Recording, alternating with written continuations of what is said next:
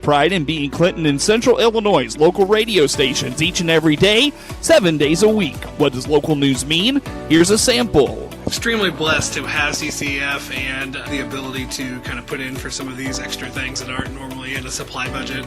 We're talking with Steve. We're going to open up the new road out the new subdivision starting Monday. There will be a four-way stop on the corner of Park Lane and Somerset. The tariffs that are coming from Canada and Mexico, there's pieces and components of it coming from Canada, so there's going to be a tariff associated with those materials. You hear the local people that make the news every day, 7 days a week on the big 1520 AM, 92.3 FM, and 106.5 FM WHOW, and on your easy choice for soft hits, 95.9 FM WEZC.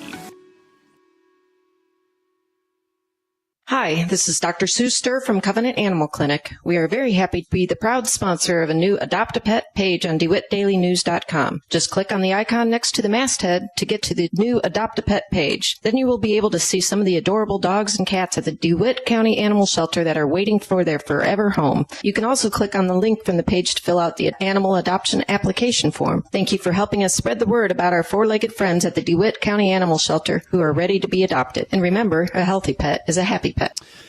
News time is 8 minutes after 7 o'clock on this Friday.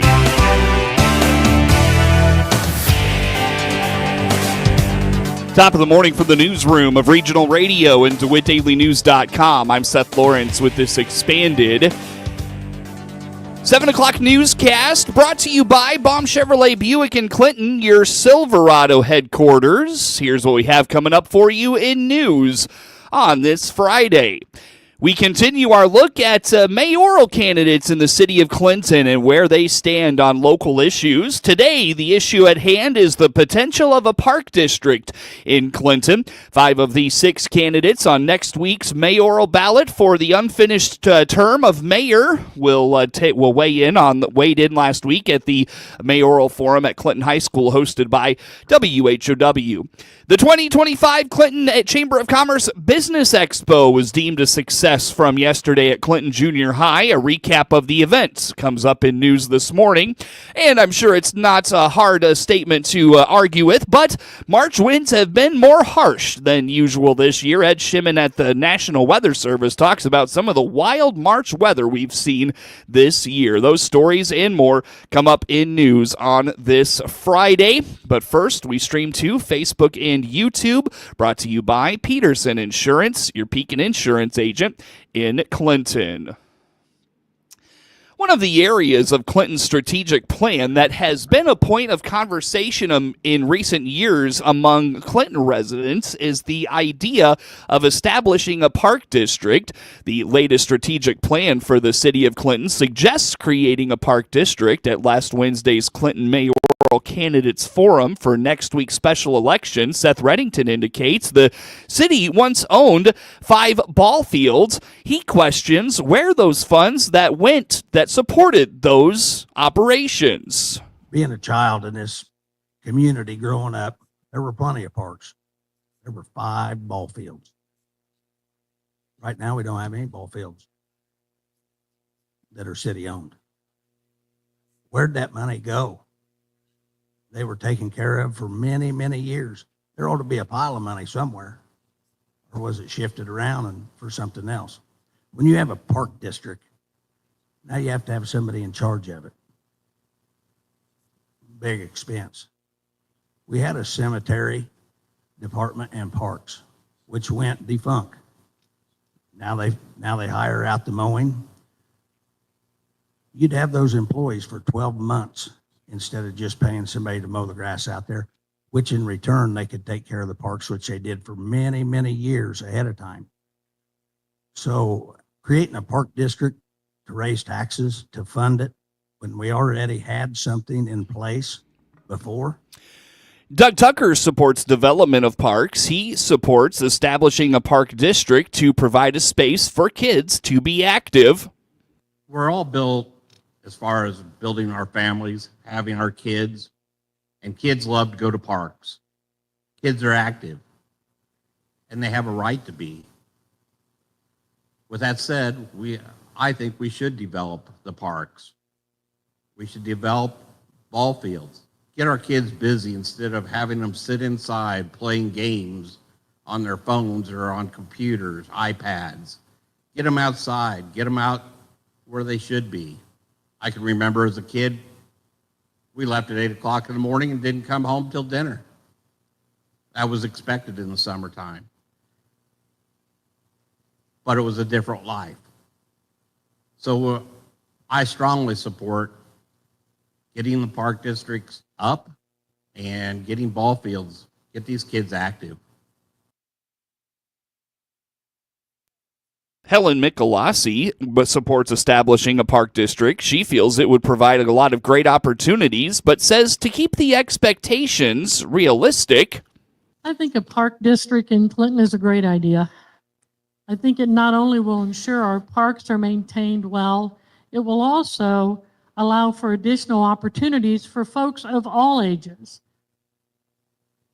Both, those who are children and those who maybe just want to walk a path after they get home from work. And for some of the seniors I've met with recently who say, I'd like to go for a walk. I'd like to walk from here to there. Can't we have a path? Can't we have a walking path? Could a park district get us that? Yeah, that could happen. Are we going to get Disney World? No, we're not going to get Disney World.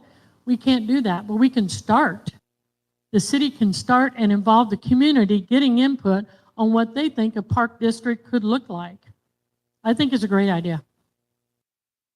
Kelly Harvey supports a park district and says while the city has done a great job updating its parks, she believes the best path towards a park district is one where it's done slowly and correctly. So yeah, I do believe that the development of a park district is a fantastic idea. I have 5 kids in this community, very active in a lot of the youth initiatives in this town.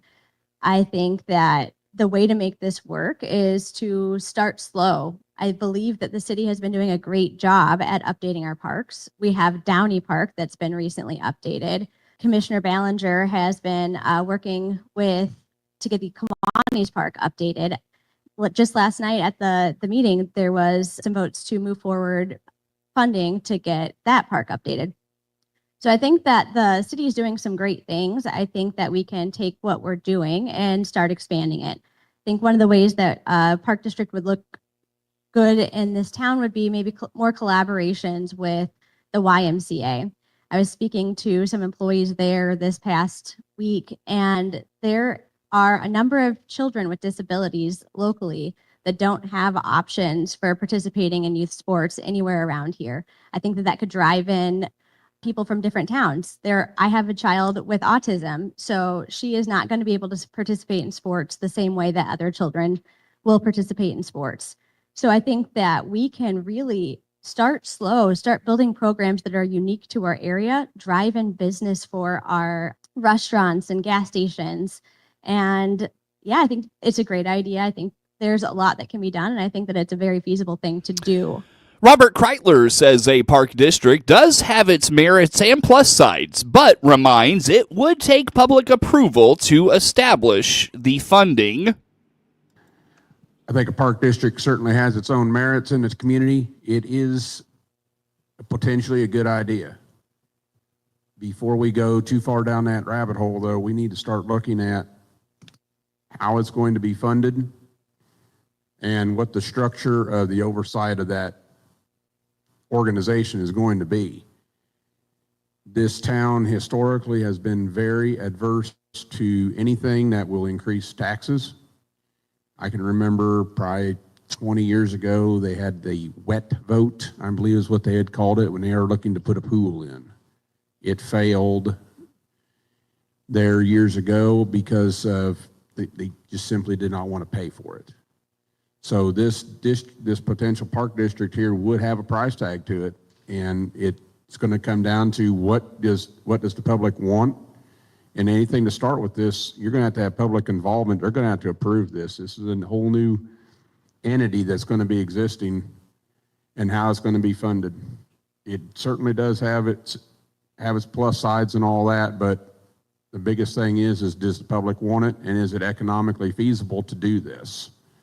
I don't want to go and start getting into holes and start putting out a bunch of stuff that we can't pay for later on. We've got to cancel it because we have funding problems. It doesn't look good for us. 5 of the 6 mayoral candidates participated in last week's forum in the auditorium of Clinton High School. Each candidate was given 90 seconds to answer the questions. Some used their allotted time, while others wrapped up their answers before that time expired. We'll wrap up our coverage next week on regional radio leading up to the Tuesday election. You can hear the candidates forum in its entirety at DeWittDailyNews.com and find the link to the forum at the top of the homepage. Again, at DeWittDailyNews.com.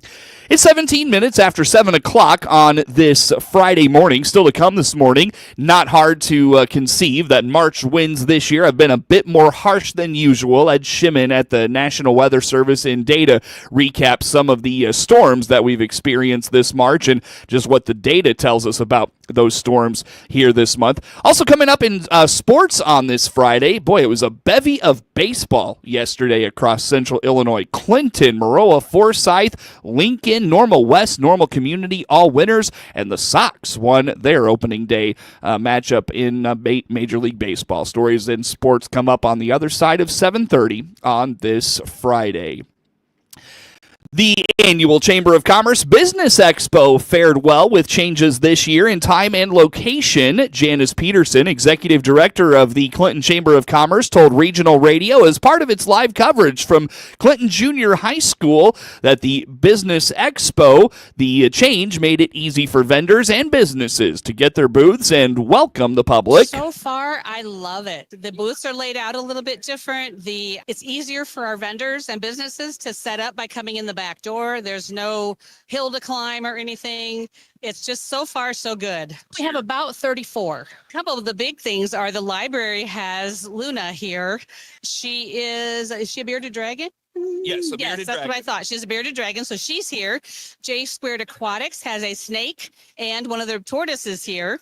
So you can come visit them. We've got the shred truck. What else is here? There's so many businesses. Face painting, the Easter Face Bunny. painting. The Easter Bunny is here already. Yeah. We are actually pushing the haunted house this year. So the chamber gals have on haunted house t-shirts. So if you need help with something, just grab one of us with haunted house t-shirts on. Peterson explains the Business Expo is a great place to get to know or reconnect with the businesses and community members of Clinton. Right. We've got some new businesses in town. There's a new realtor in town, MTZ Realty, and they are here. They will be open, I believe, April 1st. So, but they're here to meet everybody. And there's all sorts of things, and some of them that you hear about, but it's not something that you've had to deal with in your life. Substance abuse. They're here. Talk to them. You may have a family member that needs some help. They're here to tell you how to get to help. Community Action's here. A lot of different resources. The Clinton Farmers Market was promoting its upcoming season on the Clinton Square. Elizabeth Burns with the Farmers Market explains. They says if you'd like to become a vendor, reach out to them via Facebook or call the Chamber of Commerce. Well, if they're here at the Chamber Expo tonight, we have vendor forms already out for them. They could send us a message on Messenger off the Facebook page, check in, call the Chamber, and they'll have some vendor forms there as well. Gotcha. So there's many different ways that you can do it. We'll probably also post a PDF or something they can download off the website too. Okay, sure. As far as when we started the market back in 2000, we call it a green market. So it had to be something you were actively producing, adding value to. You were the artisan. You worked in a co-op with someone else to raise, especially fruits and vegetables or meat, eggs. If you have certain things like meat, eggs, anything, cottage foods, you do have to show us your permit from the state. So we do require that. And then just showing up at the market is one, coming on a consistent basis if you can, so people get to know that you're there. CEO of Warner Hospital and Health Services, Paul Skowron, was promoting the community health fair taking place May 15th. He hopes folks will come out and see their new and improved facilities and services. Well, we've got information on all the services that are available at the hospital. We also have information on the foundation, but most importantly, and what's current is the community health fair that's coming up on May 15th. We haven't had a health fair since COVID, and so we'll be looking to highlight both touring the hospital, the new expanded emergency room, but Also, the new west entrance that'll say specialty clinic. That's where the health fair will be taking place on the new parking lot there. But we're going to have free food and a petting zoo for the kids. So if the weather holds up, the petting zoo is going to be great. Well, all of our technicians will be doing some free screenings. We're going to have 50 different vendors. And so those are going to be folks that are have local healthcare services, and folks from outside the community, from Decatur and from Bloomington, offering services. Ultimately, the Chamber of Commerce Business Expo was a huge success this year, says Peterson. She believes the changes this year worked out well for everyone. So far, my thoughts are that this is the way we need to keep it for at least a while. It's easy access for people to park. It was easy access for our businesses to come in and set up their booths. There's plenty of room. And if we need to expand, we can expand into the commons. And I really like it out here. I think I mentioned earlier that J Squared Aquatics had a snake and a tortoise, and I actually went down there and held the snake. Wow. I don't do snakes. So that was pretty good. But yeah, there was a lot of people were interested in that kind of stuff. Mm-hmm. The Easter Bunny had a lot of pictures taken. Cool. I've seen a lot of balloons, so I know that the zoo lady had balloons. The Chamber Business Expo again took place yesterday from 3 to 6 at the Clinton Junior High School. Get more information by visiting the Chamber on Facebook. Still to come here on this Friday morning in sports. Again, a bevy of high school baseball across the area. Clinton, Maroa-Forsyth, Lincoln, Normal West, Normal Community, all winners on the ball diamond yesterday. The Sox even won yesterday. That recap comes up in sports just on the other side of 7:30. Windy days in the Midwest is nothing new for natives of the land, but this March has been one for the books. Ed Shimon at the National Weather Service in Lincoln explains there is cold air to the north and warm air to the south, creating consistent windy conditions.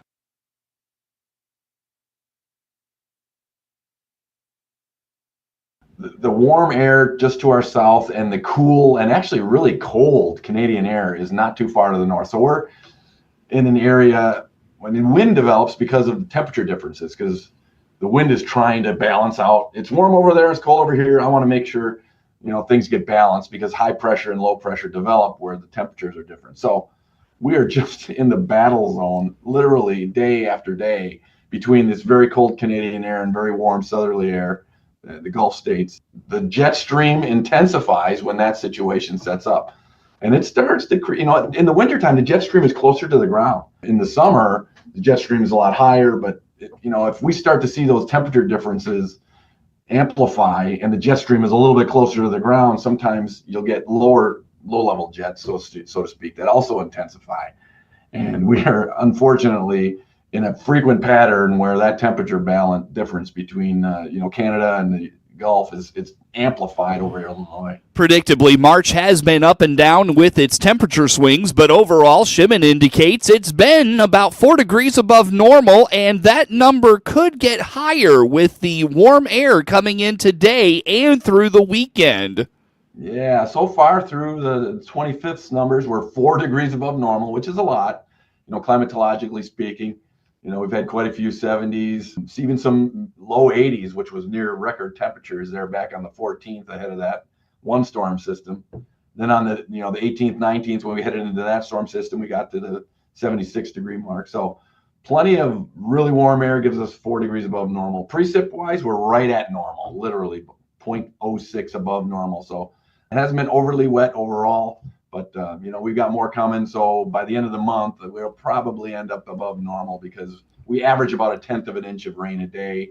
So, if we get more than 4/10 of an inch, which we're highly likely to do because our outlooks for the next 7 days are giving us about 1.5 inches to as much as 2.5 inches of rain across almost all of central Illinois. So Thursday, Friday, Saturday, Sunday, the rain chances are going to probably give us, quite a bit of rain here in the next few days. It likely goes without saying, but this March has been abnormally windy, and while he didn't have the exact data, Shimon notes they do track it, and he can tell the data reflects that. We do track it. We've had a lot of days, peak winds in the 40s and 50s, so we're well above normal.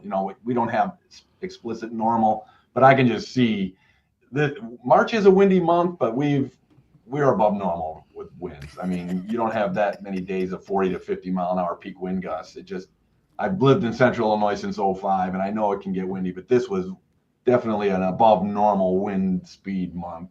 If I could get some exact numbers, I'd have to dig a little bit, but if you're hoping to for a reprieve, Shimon indicates there is not a lot to suggest a change could be on the way. It will be a lot of rain, even thunderstorms, every third day or so for the next week or two. I'm not seeing a real persistent transition out of that right now. I mean, geez, even if I scroll through the next 7 days, we get a little bit of cool air, but then bam, we're right in that zone again. And, warm front comes in, a cold front blasts through. The rest of March is definitely going to be under that pattern, probably even into the first part of April. I'm not seeing a whole lot of relief, at least in the next 7 to 10 days out of this pattern. It's just going to really, every third day or so, we're going to be seeing, cold front storms, rain. And we were expected to be above normal precip each outlook now all the way into the, early summer period. So I guess that's our, dose of rain is going to come in that kind of a pattern. Next week on Regional Radio, we'll highlight what's ahead for the remainder of the spring and get a look at the summer projections. In the meantime, get more information on all things weather forecasts and data at weather.gov/Lincoln. We wrap up our news coming up on the morning show. We value your trust in us. This is Scott Baum from Baum Chevrolet Buick here in Clinton. Yes, our goal is to earn your trust each and every day. That's why we have prices posted for each car, truck, and SUV, new or used, on our lot, or on our website. Currently, we have a great selection of new and used Silverados priced to move in 1,500, 2,500, or 3,500s. Come see us and all our inventory. Baum Chevrolet Buick. We want to be your trusted transportation option. BaumChevyBuick.com, right from the start. News time, 28 minutes after 7 o'clock on this Friday. Again, I'm Seth Lawrence with you folks today for this expanded local newscast. We stream to Facebook and YouTube, brought to you by Peterson Insurance, your Pekin insurance agent in Clinton. News time, 29 minutes after 7 o'clock on this Friday. Stay with us coming up in sports on this Friday. Again, a bevy of high school baseball across central Illinois and even south of Illinois. Clinton edged Olympia in high school baseball at Clinton High School yesterday. Maroa-Forsyth and Lincoln winners on the diamond. Normal West and Normal Community in Alabama for spring break baseball. They came away winners yesterday south of Illinois.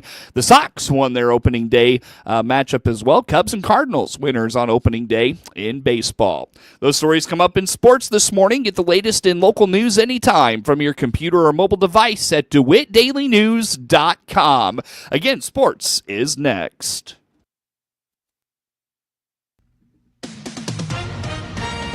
With SRN News, I'm Rich Thomason in Washington.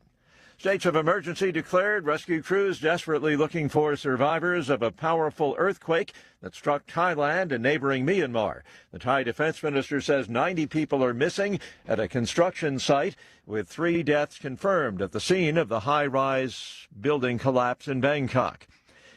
In South Texas, flooding is the issue. Devastating flooding following torrential rains that dumped a lot of water on the Rio Grande Valley. Numerous high-water rescues. The courts continue throwing roadblocks in the way of the Trump agenda. This time, another federal judge blocking a presidential order against transgender troops serving in the military. Israel's military has hit Beirut for the first time since a ceasefire paused the latest Israel-Hezbollah war 4 months ago. On Wall Street, the Dow futures are down 48 points. More details, srnnews.com. We're fighting for you.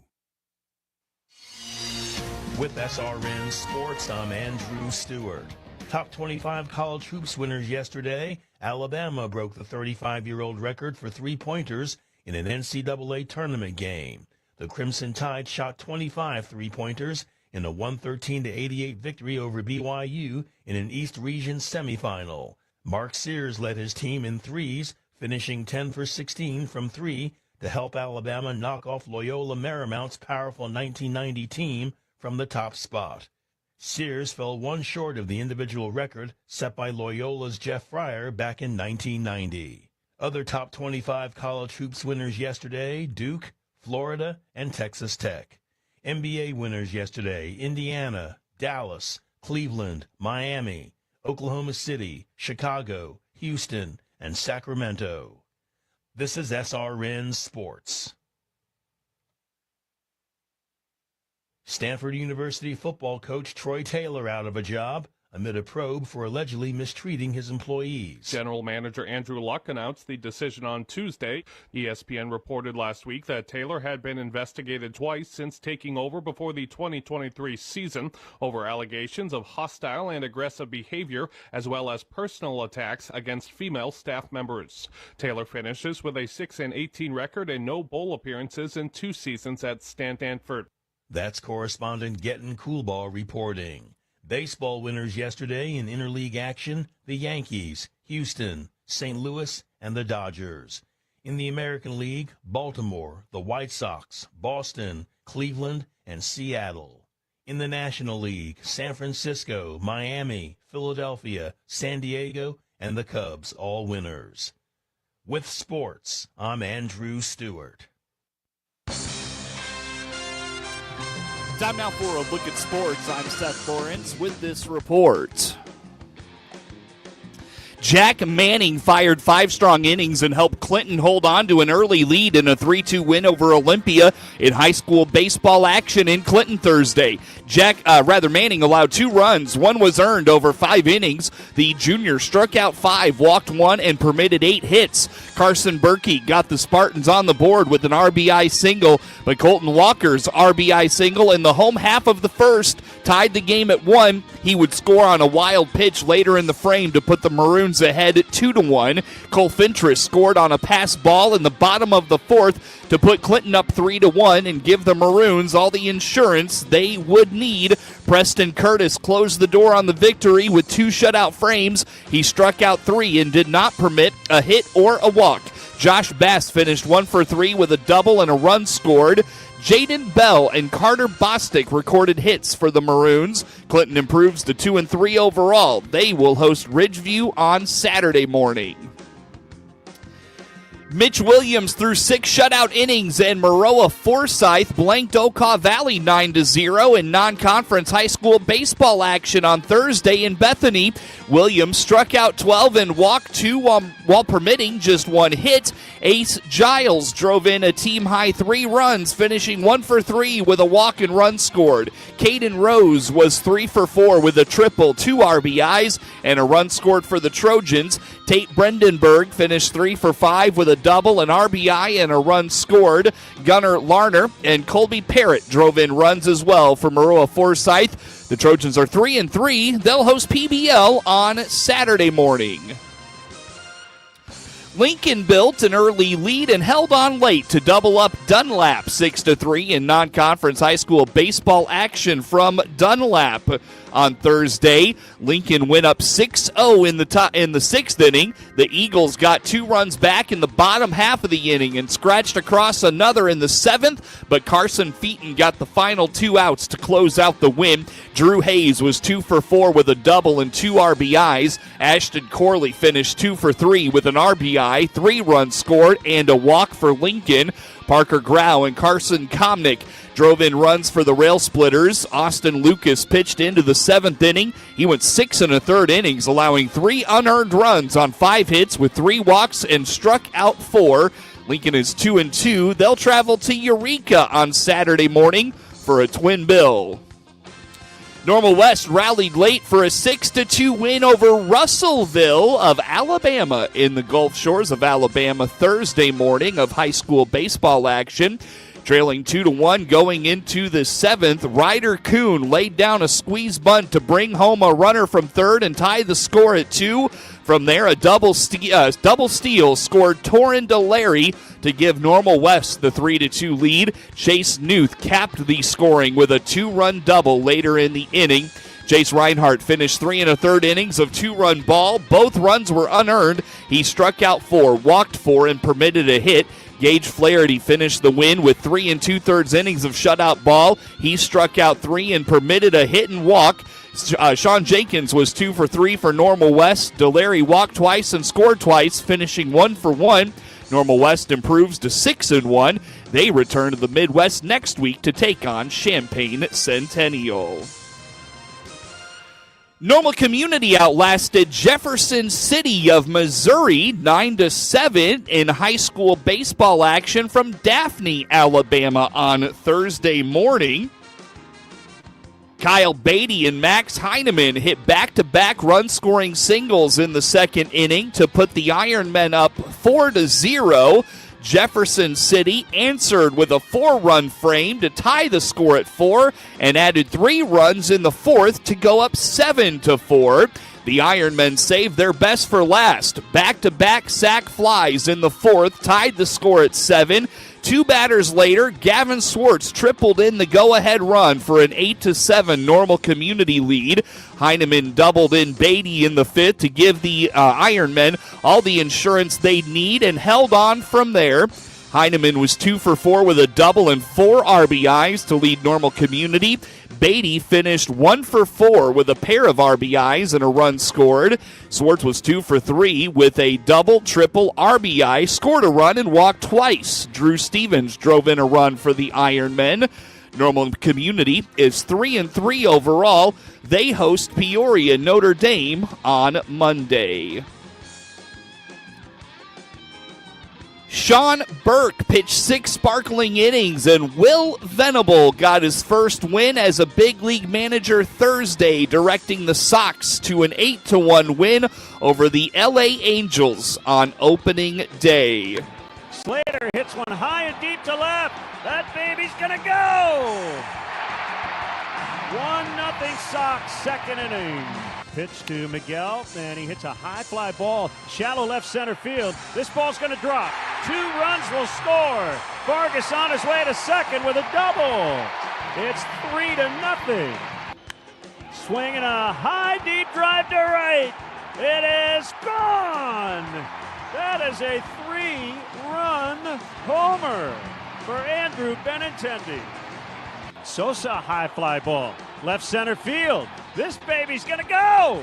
How about that? Lenine Sosa with a 2-run shot, and finally rewarded for some really good at-bats today. Following a day off, right-handers Jose Soriano and Jonathan Cannon take the mound on Saturday. Soriano made 20 starts and 2 relief appearances for the Angels last year, going 6-7 with a 3.42 ERA. Cannon had a 4.49 ERA in 124 and a third innings in his rookie season with Chicago. In 2024, you can hear the Sox again this season on WHOW. They hit the airwaves for the first time Saturday afternoon.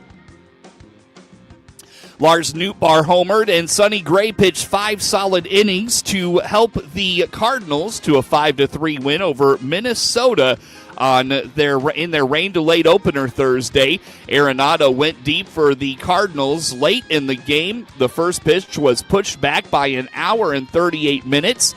Harrison Bader hit a 2-run shot for Minnesota against his former team.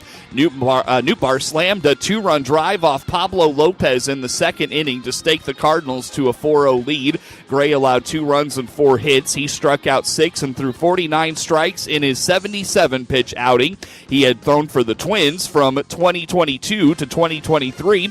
The Cardinals' bullpen gave up just a run in 4 innings. Ryan Helsley earned the save. Minnesota right-hander Joe Ryan faces Eric Fetty when the 3-game series resumes on Saturday. Miguel Amaya hit 2 doubles and had 5 RBIs. Ian Happ added a homer, a double, and 3 RBIs as the Cubs beat the Diamondbacks 10-6 on Thursday night. Amaya's double with the bases loaded in the 5th bounced off the glove of Jake McCarthy, who couldn't come up with the catch after diving for the ball in center field. It brought home Michael Bush, Pete Crow Armstrong, and rookie Matt Shaw for a 7-3 lead. Amaya pushed Chicago's lead to 10-5 in the 9th with a 2-run double down the left field line. Happ connected for a 2-run double in the 2nd for a 2-1 lead and added a solo homer in the 4th. Lefty Justin Steele gave up 3 runs over 5 innings, walking 1 and striking out 2. The Cubs were 5 of 12 with runners in scoring position. The D-backs will send Merrill Kelly to the mound on Friday night when the Cubs counter with right-hander Jamison Tejon. Kyle Larson secured his 30th career win at with a win at Homestead after a late race pass of teammate Alex Bowman The 2022 NASCAR Cup Series champ took the lead, will look to keep rolling this week, when the racing's top circuit heads to Martinsville for Throwback Weekend. William Byron took the lead with 73 laps to go and held on during a 2-lap overtime to enhance Hendrick Motorsports' celebration of its 40-year anniversary last year in Martinsville. Hendrick cars finished 1, 2, 3, 4 last year. Practice and qualifying for Martinsville is Saturday at 1. Race time is 2 on Sunday. The Pride of Riverton, Justin Allgaier, earned his second consecutive Xfinity Series win in a dramatic 3-way duel with Sam Mayer and Austin Hill in overtime at Homestead, Miami last Saturday. Larson dominated the race, but a late restart issue for the Spire Motorsports Chevrolet allowed the field the chance at a win. Despite being nearly 20 seconds back when the caution flag came out late, Allgaier stayed with it and drove to victory in overtime. Eric Almirola secured his first win of the year, taking the lead from Mayer in an overtime restart last year from Martinsville. Practice and qualifying for the Xfinity cars is today at 3:30. Race time is Saturday at 4. Overcoming a potentially race-ending spin-out, Kyle Larson kept his way to the front in the final 10 laps to secure a win from Homestead, Miami in the Craftsman Truck Series last Friday night. A dominant weekend started with an impressive late run that allowed the Spire Motorsports Chevrolet to start the weekend with a win. Last year at Martinsville, Christian Eckes won in dominating fashion, leading 133 of 200 laps and brought in his second win of the season. Practice and qualifying for the trucks is this afternoon at 1, and race time is 6:30 tonight. Get sports anytime from your computer or mobile device at DeWittDailyNews.com.